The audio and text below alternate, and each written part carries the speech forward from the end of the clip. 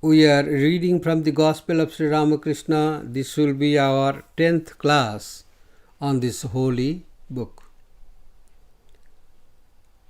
We were in the midst of Sri Ramakrishna's conversation with Vidyasagar. We already discussed the following points from Sri Ramakrishna's talks with Vidyasagar, in which it was Sri Ramakrishna who was continuously speaking to this great scholar and philanthropist. First topic was about Vidya and Avidya, ignorance and knowledge. Then second topic was who is affected by the duality of the world and its consequences. Brahman is indescribable. Brahman is indescribable because it cannot be known exhaustively. That was one special point Sri Ramakrishna mentioned. We don't see this argument in the scriptures, but this is very valid argument because when we become one with the whole ocean, suppose a wave becomes one with the whole ocean, it becomes the ocean. But it does not need to know the whole ocean exhaustively. This is knowledge itself. That's what Sri Ramakrishna says. And then we discussed what is the value of scriptures that are dealing with such Brahman. Sri Ramakrishna told that scriptures are there to provide us with authentic information and nothing more than that. The word sugar, S-U-G-A-R, does not taste sweet. We cannot melt it and we cannot make a cake out of it. But the real sugar is sweet. So the scriptures are like giving valid or authentic information. And Sri Ramakrishna says that Brahman can be better expressed by silence. Upashantoyam Atma. This Atman is in the form of silence. And this silence does not mean the absence of noise. This silence is the state. That is the nature. So we don't have to think of that silence in contrast with the absence of noise. Then we discussed that very important point, that if after the attainment of Brahma Jnana, the body does not continue, then there will be no authentic teacher to inform us about, at least theoretically, what Brahma Jnana is, realization of Brahman is. So we continue from this point. Up to this we discussed on our 3rd June class. Now we continue our discussion. Now the next point Sri Ramakrishna is going to tell us. He tries to inspire us to work hard because the benefit is immense, that is immortality, and we have to work hard for that. Sri Ramakrishna said, the rishis of old attained knowledge of Brahman. One cannot have this so long as there is the slightest trace of worldliness. There are sometimes questions, why should we practice detachment? You see, if we do not practice detachment, if I do not detach myself from the point A, how can I go to point B? This is the simple logic. If we want to realize God want to become God, then the only way is that we have to detach ourselves from everything what is not God. That is what is called worldliness. World plus attachment to this world is called worldliness. Sri Ramakrishna said that how hard the rishis labored. If we study the scriptures, the Vedas, everywhere we have seen that those who try to attain spiritual knowledge, they did really work hard. It is not that this forms a part of our daily routine, just a small part of it.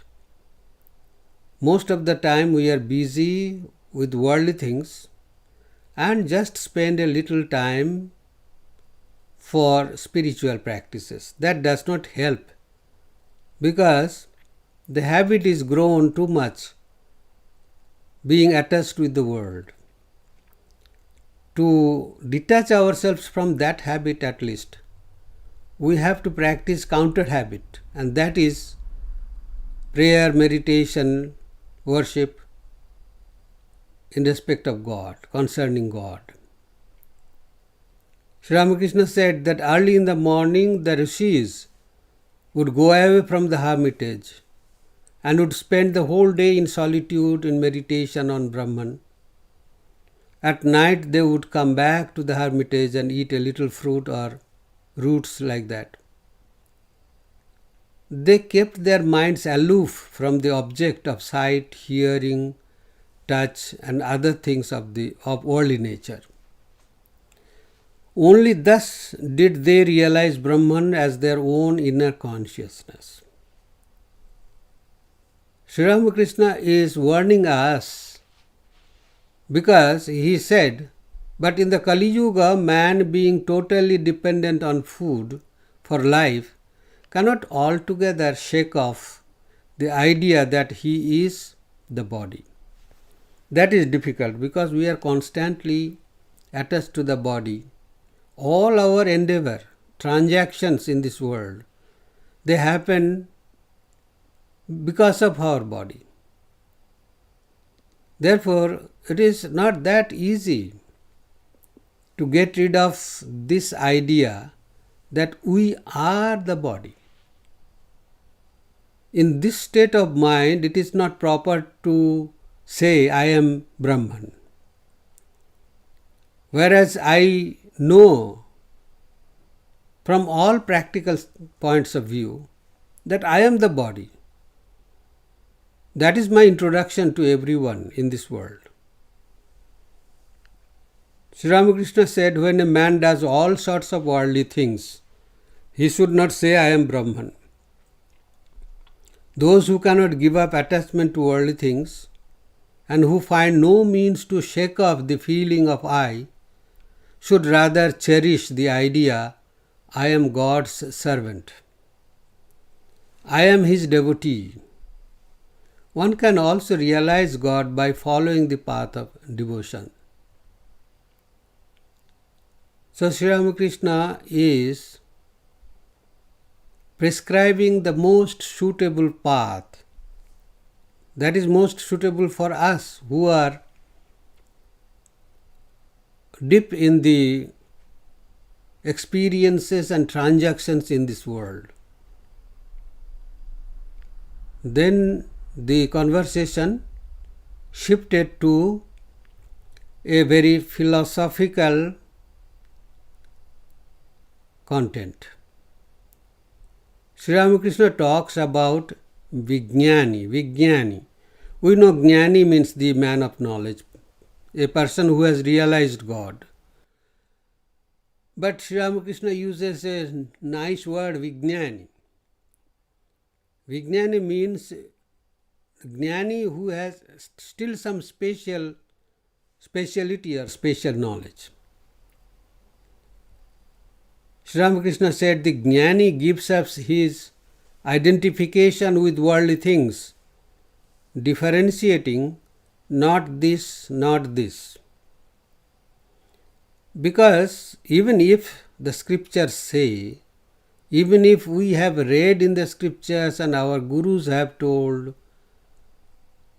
that we are Brahman, we are divine, but our ignorance is so thick that it is very, very difficult to at least intellectually understand this position. Therefore, what we know intellectually, what we can know intellectually, all these things are not Brahman, are not our real nature, because they are our objects. They may be objects of our senses, objects of our mind, but they are objects different from us, they are not us. Therefore, the path of detachment is indicated by this neti neti, not this, not this. This means whatever is there near at hand. So we can say that this is not me, this is not me, this is not me, this is not Brahman. And when we reach the end of our detachment, then we will see that it is something which we cannot say. It is me, that's no need to say that it's me. So when one practices this, not this, not this, that is the idea of discernment, detachment. Sri Ramakrishna says that only then one can realize Brahman.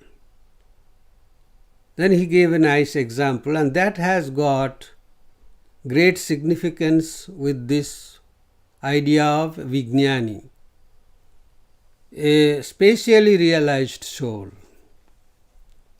Sri Ramakrishna says it is like reaching the roof of a house by leaving the steps behind one by one, saying this step is not the roof, this next step is not the roof. These are all steps on the staircase, and this staircase leads us to the roof. And the state of Vijnani is different. Vijnani, Sri Ramakrishna says, the Vijnani who is more intimately acquainted with Brahman realizes something more. He realizes that the steps are made of the same materials as the roof, bricks, lime, and brick dust. Well, this is just a translation from the Mandukya Upanishad. It seems like that. Sri Ramakrishna is referring to Mandukya Upanishad. After realization, the experience of that realization to the realized person seems to be like this, as Sri Ramakrishna says.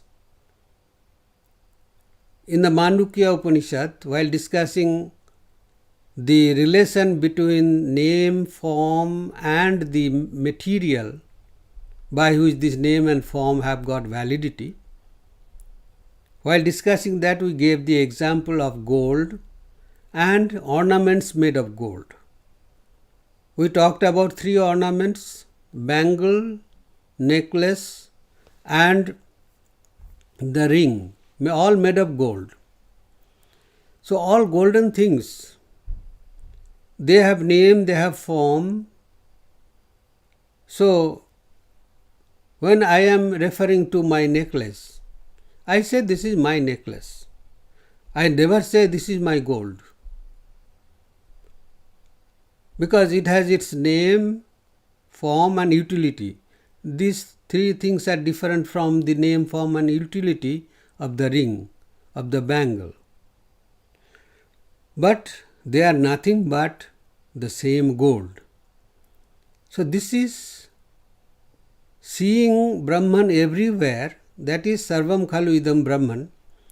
Sri Ramakrishna is talking about a person who after realization continues to live in this world, and what experience that person will have then after realization, when he or she transacts with this world,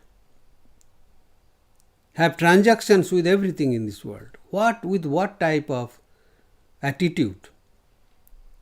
Sri Ramakrishna said that he was able to see inside of every person like one sees things in a glass cupboard. Inside the glass door, you can see inside what is there. Similarly, Sri Ramakrishna said he could see inside. And this Brahmagnani, when he continues to live, what would be this Brahmagnani's outlook or attitude towards this world? Wherever he would look, he would see nothing but that Brahman appearing in different forms. So name and form will become irrelevant for that person, because the person can see the thing behind the names and forms. He does not care for the names and forms. He sees the thing behind the names and forms. So, the Vijnani Sri Ramakrishna said, sees that the reality which is nirguna, without attributes, is also saguna with attributes. At that moment, the realized person cannot differentiate between nirguna and saguna, because the material, the gold, is the same behind all the varieties of ornaments. So you may have different attributes, you may have different utility values, but still they are nothing but that same gold. But Sri Ramakrishna gave another information that a man, a Vijnani like that, cannot live on the roof for a long time. He comes down. Because that is a state where if one tries to dwell there, it is very difficult to continue with the physical body. Because practical transactions will be very difficult, impossible. That's what when Holy Mother Sri Sharada Devi was asked, Mother, do you always remember that you are divine, you are goddess? And very plainly she said no. That is our condition, we don't remember. But she does not remember it always. Then Mother said, but when I want to, I can remember. That is the difference between Holy Mother and us. So it is not always practical to remain in that state. And then, because that will be a state which is contradictory to all practical transactions in this world. Then Sri Ramakrishna, what he would say every time throughout the Gospel, he told the same thing here, the goal is the same. Whether you follow the path of knowledge or follow the path of love, goal is the same. The path of knowledge leads to truth, as does the path that combines knowledge and meditation, upasana, love of God. The path of love or devotion too leads to this goal. There may be some disagreement about this between the philosophical systems, but we are not studying a book of philosophy. We are reading a book which is the record of conversations of a realized person, not only an ordinary realized person, but an incarnation of God. He is the highest authority in respect of this. That is why he is telling what happens. It is not that philosophy should be speculating on that, but it is the authentic source. He is giving the authentic information from the very, very practical standpoint. He said all paths ultimately lead to the same truth. But as long as God keeps the feeling of ego in us, it is easier to follow the path of love. As long as I know that I am body, as long as I claim everything which is connected with this body, so that long we have to accept that the path of knowledge or jnana yoga is difficult and sometimes impossible. That is why of the two approaches to our realization or freedom or mukti or liberation, one is the path of the householders, those who go through the experiences of this world, experiences of wealth, experiences of fulfilling the desires, and finally reaching moksha or liberation. That is one path. Another path is the path directly going towards realization without taking the circuitous route. So of these two paths, that the path of love or karma yoga. Karma yoga is a mixture of karma and bhakti. These two are needed to purify the mind, and then only it is possible to comprehend the idea of detachment, the idea of discernment. Sri Ramakrishna says the Vijnani sees that Brahman is immovable and actionless. This universe consists of the three gunas, sattva, rajas, tamas. They are in Brahman, but Brahman is unattached. It is just like the example that all the names and forms, bangle, the necklace, the ring, all these are in the gold, on the gold, because they cannot stay without gold. They are there because the gold is there. But at the same time, the gold can remain without these names, forms and utility values of the ornaments. Gold can remain as bullion. So it is like that.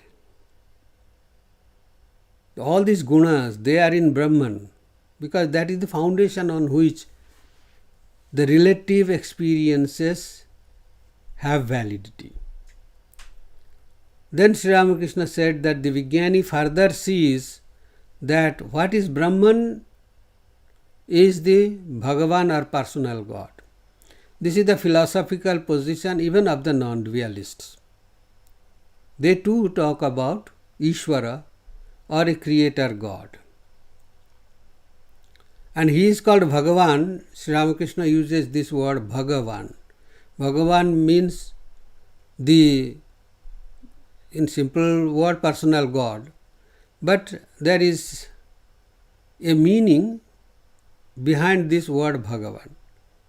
Bhaga means the 6 supernatural powers. That is different from the living beings. God has got, He is omniscient, omnipotent. He is all powerful. Different types of powers are ascribed to God. He is absolute love, He is knowledge, like that. So that God whose attributes are considered to be absolute, that God is equal to the absolute Brahman. That's all. So the universe is there to speak of power or glory of Brahman. The Brihadaranyaka Upanishad talks about this. It says, Aramam asya pasyati natang pasyati kaschana. Aramam means the park, like the recreation, place of recreation. People are very much charmed by these places of recreation, but they never think of the person who created these places. So the Creator universe, in and through each part of this universe, that same Creator is manifesting. If we have eyes, we will be able to see. So therefore, God's power is manifesting in and through everyone. But then why are not all people similar or having the same kind of traits or power or intelligence? That could be a question. Sri Ramakrishna said that there is difference in manifestation because the container through which God is as the all-pervading spirit, God exists in all beings. As the all-pervading spirit, He exists in all beings. Even in an ant, small ant, crawling on the ground, nobody knows. But the manifestations of His power are different in different beings. Sri Ramakrishna says, otherwise, how can one person put 10 to flight, while another can't face even one? And then he directed his answer towards this great scholar, towards Vidyasagar, and said, and why do all people respect you? Why do people come to see you? Have you grown? Then Sri Ramakrishna himself answered, you have more compassion, more learning. In and through you, more compassion and more learning are being manifested. People honor you and come to pay you their respects because of that. Don't you agree with me? That's what Sri Ramakrishna asked. Vidyasagar smiled. He has no answer to this. Then Sri Ramakrishna's conversation turns towards two types of knowledge, Paroksha Jnanam and Aparoksha Jnanam. Aparoksha Jnanam, that Jnanam which gives you direct knowledge. Paroksha Jnanam, which gives you indirect knowledge. We have also read about Paravidya and Aparavidya in the Mundaka Upanishad. There also Paravidya and Aparavidya. Aparavidya means that Vidya, that knowledge which is theoretical, informative. And Paravidya, that knowledge which gives you direct realization. We discussed about that. Sri Ramakrishna continued, there is nothing in mere scholarship. The object of study is to find means of knowing God and realizing Him. A holy man had a book. When asked what it contained, he opened it and showed that on all the pages were written the words Om Rama, and nothing else. Sri Ramakrishna asks, what is the significance of the Gita? It is what you find by repeating the word several times. When you reverse this word Gita, it becomes Tyagi, Tagi. Tagi is Tag Dhatu Gha is Tagi, those who know Sanskrit grammar, to relinquish, to give up. So Gita means the message is practice detachment. Practice detachment. Nishkama karma means get detached from the unnecessary headache about the result. And the lesson of the Gita is, O man, renounce everything and seek God alone. Whether a man is a monk or a householder, he has to shake off all attachment from his mind. Chaitanya Dev set out on a pilgrimage to South India. One day he saw a man reading the Gita. Another man seated at a distance was listening and weeping. His eyes were swimming in tears. Chaitanya Deva asked him, "Do you understand all this?" The man said, "No, revered sir. I don't understand a word of the text." "Then why are you crying?" asked Chaitanya Deva.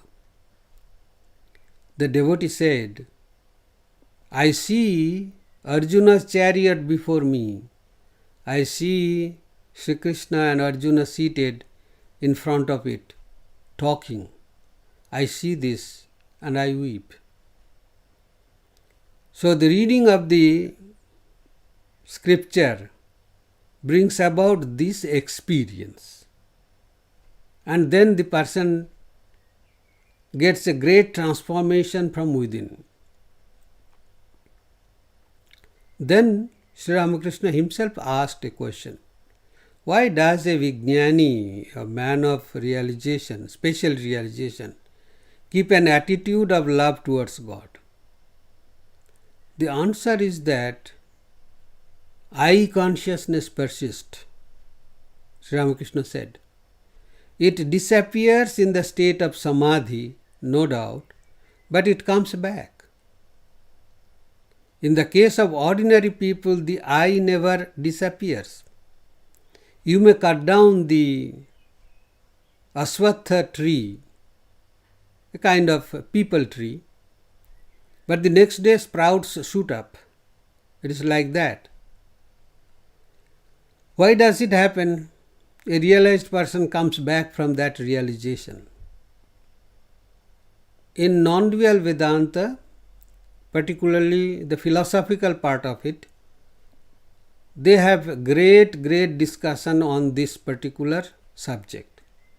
Once you become continuous absorption in your realization, in God or in yourself, then that is all. That's what you wanted to know. That's what you wanted to attain. Then where is the question of your coming back? Your mind is so purified, so detached. Why do you come back? So the answer Sri Ramakrishna gave, that even after the attainment of knowledge, this I consciousness comes up. Nobody knows from where. Sri Ramakrishna says, you dream of a tiger, then you awake. So you are outside the realm of dream state. So everything about dream should be over by then. We do claim that we are out of our dream. But since I saw a tiger in my dream, when I wake up, I see that my heart is still palpitating. So Sri Ramakrishna said that all our sufferings are due to this. Actually, there is a philosophical discussion about this. There are two logical, but a bit of it I can share with you. That when a wheel is running, you set that wheel to revolve. Then you take out the propelling rod from the hub. Still for some time you have taken out, you have lost the control over the wheel, but the wheel continues to rotate for some time. Without your intervention, without your giving a thrust, it continues. Similarly, these people, even if they go into the samadhi, but there is a kind of this type of momentum of this material world, of this physical body, which still work there. And that brings us back to this worldly consciousness. That's what we hear, that when we wake up in the morning, that time there is a big activity in the body and the heart starts waking up and pumping more. That is the time more heart attacks happen. It jumps up, as it were, into bigger activity. It is exactly like that when one is absorbed in meditation, in the bliss of Brahman or God. But there is this momentum which took this person into samadhi, and after some time this momentum brings this person back. But continuous practice of this samadhi again will help one to go once for all and never return. Then Sri Ramakrishna talks about a relationship with God. That is what is important. When we are meditating on God, on our chosen ideal, we have to establish a relationship. This advice Swami Yatiswaranandaji used to give to his disciples. This is available in that big book, Meditation and Spiritual Life. He advised us to try to establish a relationship with God. And in the scriptures there are different types of relationships mentioned. One can choose one of them. Like Sri Ramakrishna established a relationship of mother and child with God. As we have seen in the case of Sri Krishna and his mother, Yashoda, there was a mother and child relationship. But there the mother was a human being and the child was God. In case of Sri Ramakrishna's relationship with Mother Kali, there the mother is God and Sri Ramakrishna was the child. So he reversed that relationship. So relationship of servant and the Lord, relationship of friends like Arjuna and Sri Krishna. So try to have some kind of relationship, that you are my all. Sri Ramakrishna gave that wonderful example that once Rama asked Hanuman, "How do you look upon me?" Then Hanuman replied, "O Rama, as long as I have the feeling of I, that ego, I see that thou art the whole and I am a part. Thou art the master and I am thy servant. But when, O Rama, I have the knowledge of the truth, then I realize that thou art I and I am thou." So, it depends. As long as we are too much involved with the body and bodily activities and enjoyments connected with this body, so long it is always safe and advisable to follow the path of dualism. Otherwise, you will see, if we lead a very materialistic life, very material, in that respect we are not at all different from other people. At the same time we go on reading non-dual Vedanta and say that I am Brahman. This is kind of self-deception. It does not help you, neither it helps anyone else. And it does not help you in realizing Brahman. So Sri Ramakrishna is warning us again and again that as long as the ego persists, we have to follow a path of duality, because I myself see duality. I myself see duality, that is why we have to practice duality. I myself love to be in duality. Then Sri Ramakrishna is answering a question. How does a devotee practice discernment? Discernment, it seems to be practiced by people who are following the path of knowledge, or jnana yogis. But what about the devotee? How does a devotee practice discernment? Actually speaking, before I read what Sri Ramakrishna said, actually speaking, discernment, viveka, differentiating between what is God, what is not God, what is me, what is not me, what is permanent, what is impermanent, it happens every day in our life. From morning till we fall asleep. We are discerning between different things. Sri Ramakrishna says, I and mine, these constitute ignorance.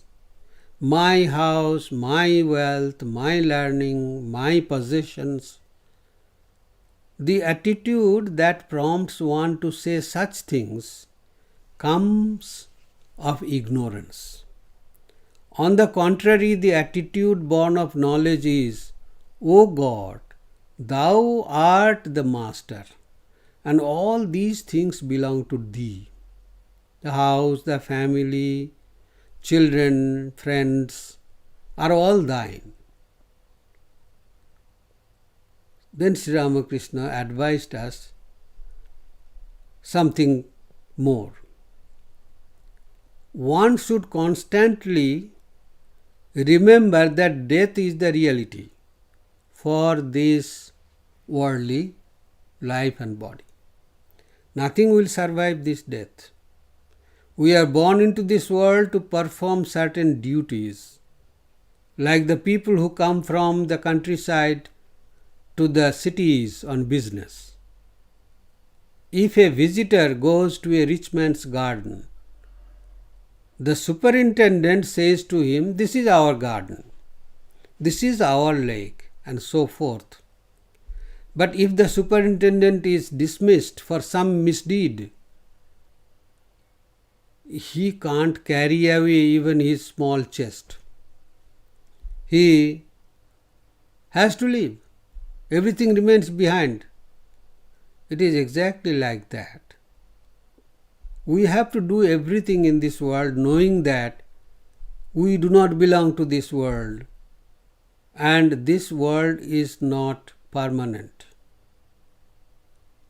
So that is why the idea of the relativity or relative existence of this body and this world has to be always kept in mind.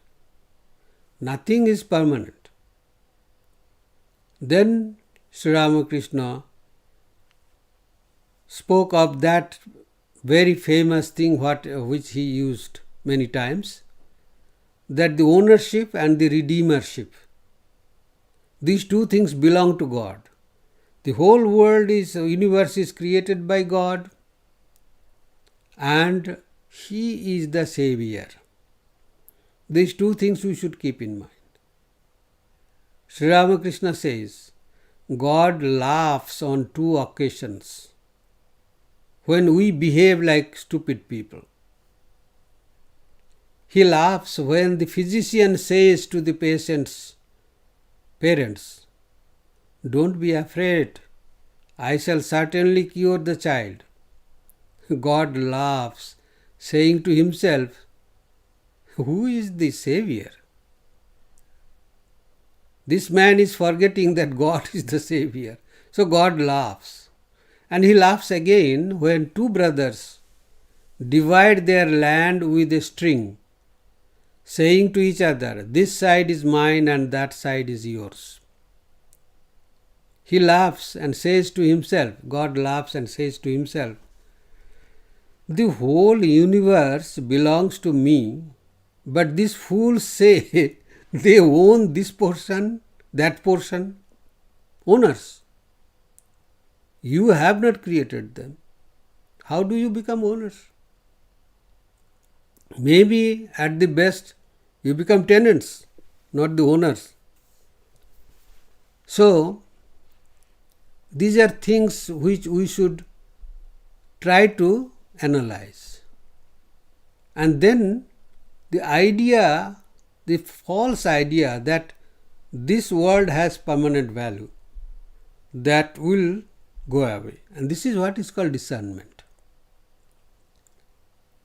Now Sri Ramakrishna was talking again with Vidyasagar, and he brought about different examples of spiritual life from the lives of great sages, saints, and he sang some songs from Ram Prasad, all songs of bhakti. Then Sri Ramakrishna came to the topic Shiva and Shakti. When Sri Ramakrishna went into Samadhi while singing the song, and after that when he came back to normal consciousness, he drew a deep breath and said with a smile, "The means of realizing God are ecstasy of love and devotion. That is, one must love God. He who is Brahman is addressed as the mother." Then Sri Ramakrishna continued to sing two more lines from that song. Then Sri Ramakrishna said, "Ramprasad, the great devotee, asks the mind only to guess the nature of God. He wishes it to understand that what is called Brahman in the Vedas is addressed by him as the mother. He who is attributeless also has attributes. He who is Brahman is also Shakti. When thought of as inactive, he is called Brahman. And when thought of as the creator, preserver and destroyer, he is called the primordial energy, Kali. Brahman and Shakti are identical, like the fire and its power to burn. When we talk of fire, we automatically mean also its power to burn. Fire has burning power, that is its nature. It cannot be taken away from fire. If you take away this burning fire, this fire does not remain fire. But if there is hot water, it has got heat in it, but the heat is not the nature of hot water. If you can take away heat, still it will remain water. Water can remain without heat, but fire cannot. So these are all differences between nature and attributes. Things which are superimposed or added. So Sri Ramakrishna says that Brahman and Shakti, the creating power, these are one and the same. Here there is a nice philosophical clarification by Sri Ramakrishna, which is not so clearly mentioned in the books. Each book will talk about its philosophy or its theology, but will not compare between the theologies, between the approaches. According to Sankhya philosophy, Prakriti or the mother power is insentient, lifeless matter. Sankhya philosophy. Whereas in the same philosophy, Purusha is consciousness behind the creation of this world. Two principles, Prakriti and Purusha. Prakriti is inert or lifeless matter, and Purusha is consciousness behind this material world. The universe is created by the combination of both Purusha and Prakriti. So, this dualism is there. And Purusha and Prakriti, they continue forever because both of them are eternal, infinite. According to Tantra, the Divine Mother Kali is conscious, not inert, not lifeless. And together with Shiva or another conscious principle, she creates, maintains and dissolves the universe. Sri Ramakrishna's realization is that Shakti or Prakriti or the Divine Mother Kali is non-different from Brahman, the ultimate reality. Brahman has no gender. Even the word Brahman is in neuter gender. To use Sri Ramakrishna's illustration, it is the same Brahman that is called Shakti when it creates, etc. It is like, suppose, a snake, he said. When the snake is lying unmoved, it can be compared with Brahman. And when the same snake is moving, it can be compared with Shakti. See, the same thing. When it is active, it is called Shakti. When it is not active, inactive, it is called Brahman. But conscious, it is always. So there are no two consciousness, but the same consciousness, once becoming dynamic, another time not dynamic. So the equation is that Brahman without Shakti is actionless, inactive, and Shakti without Brahman is non-existent. Therefore, this is the relation. It is the same thing which, when in action, is called Shakti, otherwise it is the Brahman. So this is a non-dualistic view of this Brahman and Shakti. That is what Sri Ramakrishna calls Mother. When he told to his devotees, I promise in the name of Divine Mother that there is nothing but Mother within this body, means his body. There it is nothing but Brahman in that body, and that is Shakti. That is Mother. That's what Sri Ramakrishna realized, and that's what his confirmation also. So, then Sri Ramakrishna talks about love of God and rituals and social service work. There is a wonderful conversation. I will read it, but some discussion on this we will take up next time. Sri Ramakrishna says in the Gospel, what is needed is absorption in God, loving Him intensely. The nectar lake is the lake of immortality.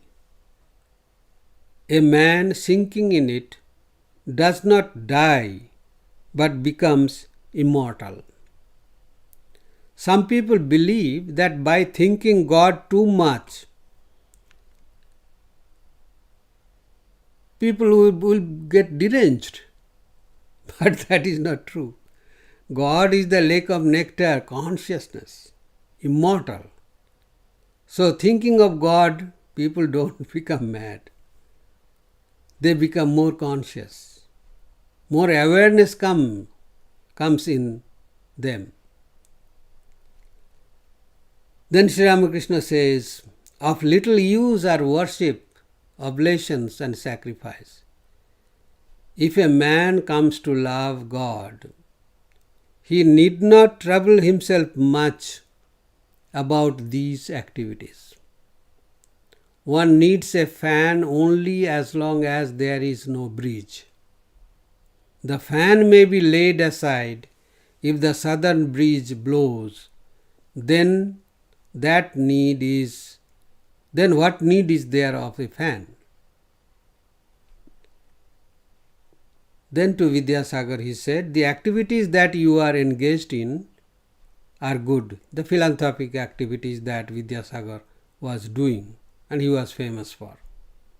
It is very good if you can perform them in a selfless spirit, renouncing egotism, giving up the idea that you are the doer.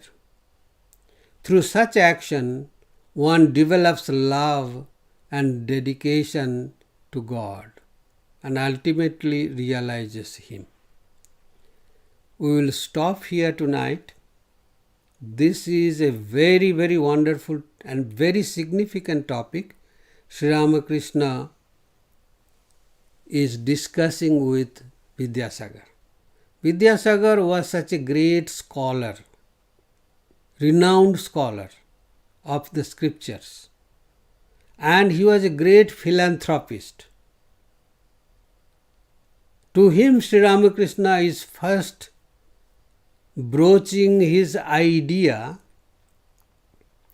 of seeing God in human beings, in every living beings, in contrast with the traditional views.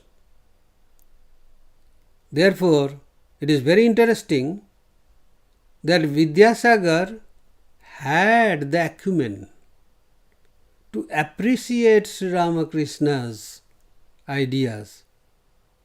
He loved that, remained silent, but finally he showed his love for these ideas. So we will discuss that in our next sitting.